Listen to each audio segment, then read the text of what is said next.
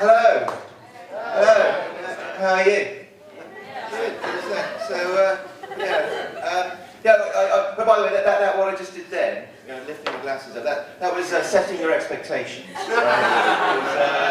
You see me come in with glasses and then go like that to read what I've actually got. You think, oh, he's going to be doing some old guy jokes. He's going to be talking about like big 10p's and drinks with guarana in them. No, I'm actually going to be talking about, I'm going to be doing some non-judgmental vegan jokes, and a bit about football, and then quite a lot about horses. So there's something in there you can get on board with. I'm watching repeats of Tatoo Fixers. Do you like Tatoo Fixers? Yeah. Or as I like to call it, self-harming pop-up shop. Yeah. It's great. I like the way someone comes in with like a very small, like a small sort of penis done in like a bottle of Quink and a compass point, and he's like, oh, I don't know why I got it. I was young and I didn't think, and my mates told me to do it. I didn't think, and there was so much peer pressure. I just didn't think, and I was on holiday and we had a few, and I wasn't thinking. I just didn't think, and now I've got to look at it every day. And I don't know what I did. It's stupid. I just didn't think. And he says, what I want to do is cover that with a giant monkey with his arse hanging out, riding a moped, going like that. And he goes, yeah, right. It's brilliant, that problem. I think Tatoo Fixers is demonstrative of an endemic problem in our healthcare system where we try and find a physical solution to what is actually a mental health problem. It's funny because it's true.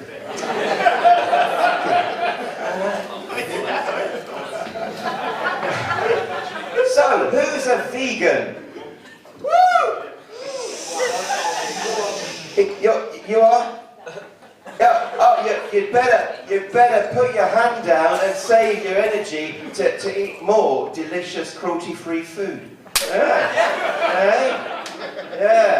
Look at him sitting there, unsupported. Yeah, it's always as if, isn't it? It's always as if his body is able to metabolize proteins from a variety of food sources, isn't it?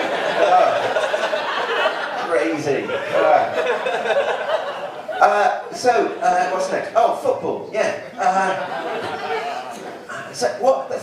The thing about football is, the problem with football is, it's never over, is it? It's never over. Can we just decide that this year, whoever wins the football, that's it? That's just it from now on. We've put enough energy into this. We've gone along with it for long enough. I mean, why does it have to be redecided? The Scottish referendum, Brexit, there was one chance to decide that, and then people were like, can we do it again? No. Because it's divisive, it's expensive, and it makes a mockery of the previous result. The same for fucking football, right? Why should 20 gangs of ridiculous men children get to rerun this farce every fucking year until they get the result they want? Bollocks to it. This year should be the last time we have, because I think all sensible, decent, ordinary people just want it over with now. We just, one way or the other, we just want to get on with our lives.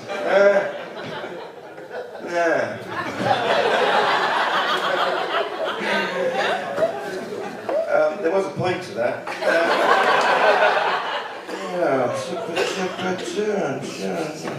Yeah, because I had a friend, his team won last year, and he said, oh, we are the champions. I'm like, really? For how long? Oh, 3 months. 3 months, and then it stops alone again. Really? 3 months. And then, so your team has invested £260 million in something that's good for 3 months. Yeah? So even if you win the Premiership, your team is just slightly less bad than a failed government infrastructure project, isn't it? What a complete waste of everyone's time. Obviously I don't understand football because I'm not working class. Not working class. I'm, you know, ruling class. I'm having a gap year, right? But obviously, I don't understand it because I'm not. So I don't understand football, but I do understand its importance socially as a way of getting angry working class people to spend all their money, all their free time, and all their energy shouting and screaming at entirely the wrong collection of arrogant, childish millionaires. I think if we didn't have football, me and the rest of the Illuminati would have to invent it.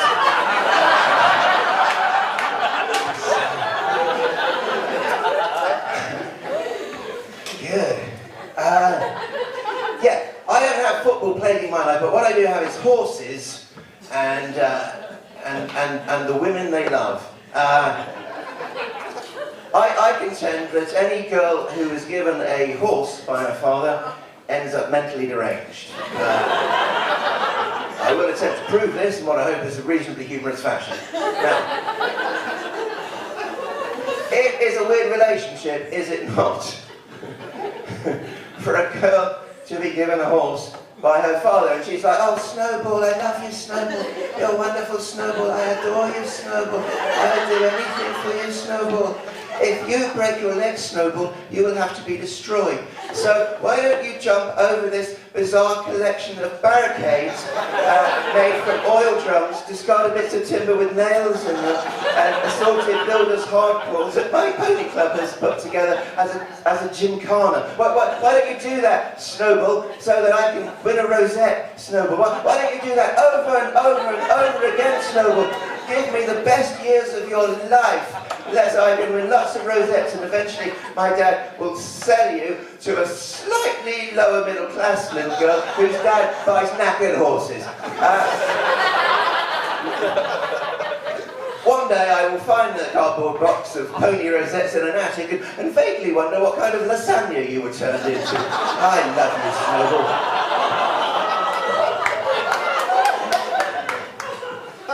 It's just wrong, isn't it? Wrong. I mean, I've often thought that pony rosettes are sort of like those teardrop tattoos that serial rapists have in prison. They're just a record of wrongdoing, aren't they? Chaps and ladies, of course, if you are told by a woman, usually called Emma or Gemma or Geraldine, that she loves you, just bear in mind, she has said that and meant it to something that is now dog food. Now, nobody can go through that and not be either post-traumatic or a psychopath, frankly. Yeah? No?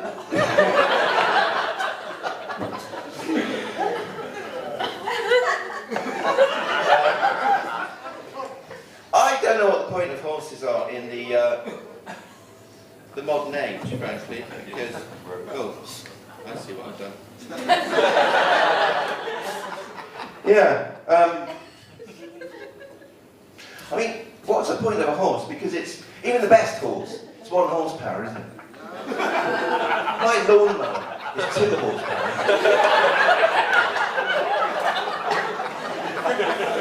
And when it breaks, I can fix it. It is fixable. I don't have to put a sort of death tent around it, put a shotgun in its engine casing. That seems ridiculous, doesn't it? It's, I mean, does anyone know incidentally why they build a tent around a horse before they dispatch it? It is, of course, because every horse dreams of going to Glastonbury. That is the desire of every horse. So they're trying to calm it down, they're trying to make its last moments nice. So, oh, where am I? It's fine, you're in Glastonbury. And it goes, brilliant! I'm going to go and find Gemma and kick that bitch to death. So, Jeremy, come. Snowball! No! I have, as you might imagine, I've been engaged to 6 women who owned a pony.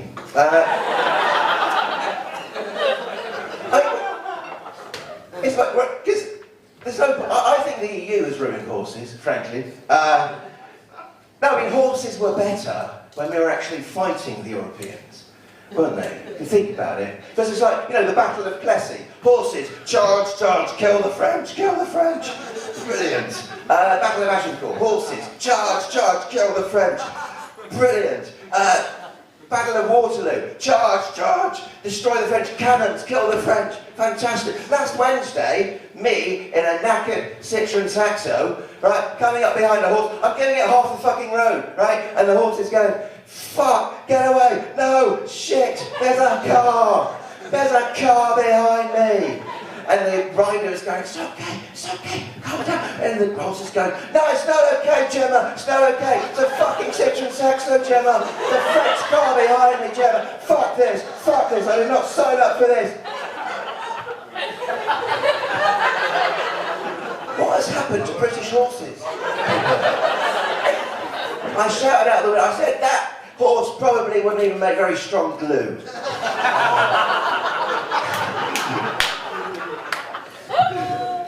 Listen, you've been fantastic. I mean, leave below, thank you. Enjoy your break.